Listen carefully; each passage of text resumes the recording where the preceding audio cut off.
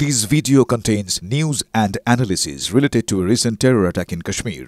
The content may include sensitive visuals and discussions that could be distressing to some viewers. Viewer discretion is advised. We strongly condemn all forms of violence and terrorism. The purpose of the content is solely to inform and create awareness based on verified reports. আর এই মুহূর্তে আরো একটা চাঞ্চল্যকর খবর দিই আপনাদের। নদিয়ার শান্তিপুরে জামাই ষষ্ঠীতে বাড়িতে যাওয়ার পথে দুষ্কৃতীদের খপ্পরে এক মহিলা এবং স্বামীর সামনেই মহিলার শ্লীলতাহানির অভিযোগ, গুরুতর অভিযোগ। মহাদেব আমাদের প্রতিনিধি আমাদের সঙ্গে রয়েছে, মহাদেবের থেকে জানতে চাইবো যে ঠিক কি ঘটনা ঘটেছিল আর যারা এই দুষ্কর্ম করেছে তাদের বিরুদ্ধে কোনো পদক্ষেপ কি করা হয়েছে এখন অবধি?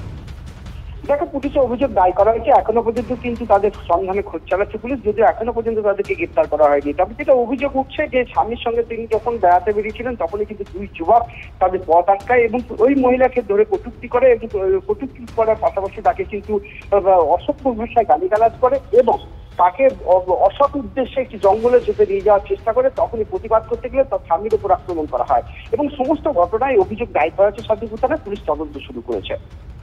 বেশ, নজর রাখো মহাদেব, ধন্যবাদ। আমরা জামাই ষষ্ঠীতে আসলাম আমার বাবার বাড়িতে, সেখানে দুটো ছেলে আমার পরে অ্যাটাক করে, তারপরে ওকে ধরে মারে, এই যে ছুলে মুলে দিয়েছে আমাদের। প্রায় এরকম আমার সাথে করে। মানে তোমরা বাবার বাড়ি যাচ্ছিলে? বাবার বাড়ি যাচ্ছিলাম, আমাকে টানাটানি করে, সেখানে ও যায়, ওকে ধরে মারে। এর আগে এরকম করেছে বলতে যেতাম বাড়িতে যেতাম, টোন কাটতো, বাজে বাজে কথা বলতে 500 টাকা দিয়ে মদ খাবো হ্যান ত্যান এরকম বলতো।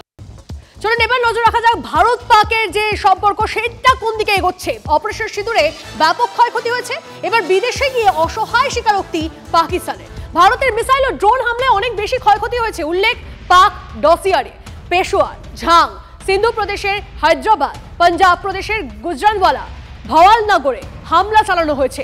উপগ্রহ চিত্র প্রকাশ করে দাবি পাকিস্তানের। এর মধ্যে অনেক এলাকার নাম উল্লেখ করেনি ভারতীয় বিমান বাহিনীও। লস্কর কমান্ডারের পর এবার পাকিস্তানে জৈশের জঙ্গি নেতার রহস্য মৃত্যু। পাকিস্তানের মাটিতে জৈশ জঙ্গি আব্দুল আজিজের রহস্য মৃত্যু। বাহওয়ালপুরে আজ আব্দুল আজিজের শেষকৃত্য। আর এই মুহূর্তে আরো একটা চাঞ্চল্যকর খবর দিই আপনাদের। পাঞ্জাব থেকে আরো এক পাক চোর গ্রেপ্তার। ধৃতের নাম গগনদীপ সিং। অপারেশন সিঁদুরের সময় পাক গুপ্তচর সংস্থা আইএসআই-কে তথ্য পাচারের অভিযোগ। খালিস্তানপন্থী নেতা গোপাল সিং চাওলার ঘনিষ্ঠ গগনদীপ। গগনের ফোন থেকে অন্তত 20 জন আইএসআই এজেন্টের নাম্বার উদ্ধার। পাসপোর্ট জালিয়াতি মামলায় ধৃত পাকিস্তানি নাগরিক আজাদ মল্লিকের ভারতীয় ভিসার তথ্য চেয়ে বিদেশ মন্ত্রকের দ্বারস্থ ইডি। বছর 6 আগে বাংলাদেশ থেকে ভারতের ভিসা পেয়েছিল পাকিস্তানি আজাদ, জানতে পেরেছে কেন্দ্রীয় এজেন্সি। বাংলাদেশ থেকে ভিসার আবেদন করে আজাদ। ভিসার আবেদনে কি নথি দিয়েছিল আজাদ, সেই নথি যাচাই কিভাবে হয়েছিল, আজাদকে ভারতীয় ভিসার অনুমোদন কিসের ভিত্তিতে দেওয়া হয়, সেই তথ্য বিদেশ মন্ত্রকের থেকে জানতে চেয়েছে ইডি, খবর সূত্রে।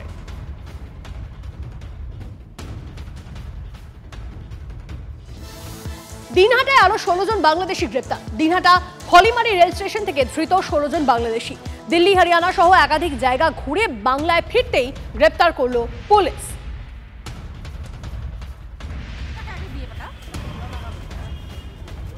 এই মুহূর্তে আরো একটা বড় খবর দিয়ে আপনাদের। পেহেলগাঁও কাণ্ডের পর প্রথমবার কাশ্মীরে যাচ্ছেন নরেন্দ্র মোদী। 6 জুন জম্মু কাশ্মীর সফরে যেতে পারেন প্রধানমন্ত্রী।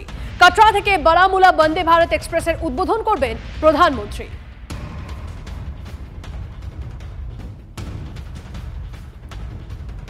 এদিকে অপারেশন সিঁদুর নিয়ে সংসদে বিশেষ অধিবেশনের দাবিতে একজোট বিরোধীরা। প্রধানমন্ত্রীকে চিঠি 16টি বিরোধী দলের, আলাদা করে চিঠি আম আদমি পার্টি। অপারেশন সিঁদুর নিয়ে সংসদে বিস্তারিত তথ্য দিক কেন্দ্র। দিল্লির কনস্টিটিউশন ক্লাবে বৈঠকের পর একযোগে দাবি ইন্ডিয়া জোটের। 16 parties have written a letter to the Prime Minister asking for a special session of Parliament. The government is responsible to Parliament. Parliament is responsible to the people. So it's but natural for all these parties, since the government is answerable to Parliament, that's why this session, because Parliament is responsible to the people. We're looking at getting it done this week as soon as possible. We want this special session. Operation সিঁদুরের পর প্রথমবার হতে চলেছে কেন্দ্রীয় মন্ত্রিসভার বৈঠক। বুধবার মন্ত্রিসভার বৈঠকে বসতে চলেছেন প্রধানমন্ত্রী। বৈঠকে অপারেশন সিঁদুর নিয়ে বক্তব্য রাখবেন বিদেশমন্ত্রী এস জয়শঙ্কর। এছাড়াও অপারেশন সিঁদুর নিয়ে বিদেশে সফররত সংসদীয় প্রতিনিধি দল দেশে ফিরলে তাদের সঙ্গেও বৈঠক করবেন নরেন্দ্র মোদী। সূত্রের খবর, প্রত্যেক প্রতিনিধি দল দেশে ফিরে বিদেশমন্ত্রীর কাছে বক্তব্য রাখবেন। আগামী সপ্তাহেই হতে পারে এই বৈঠক।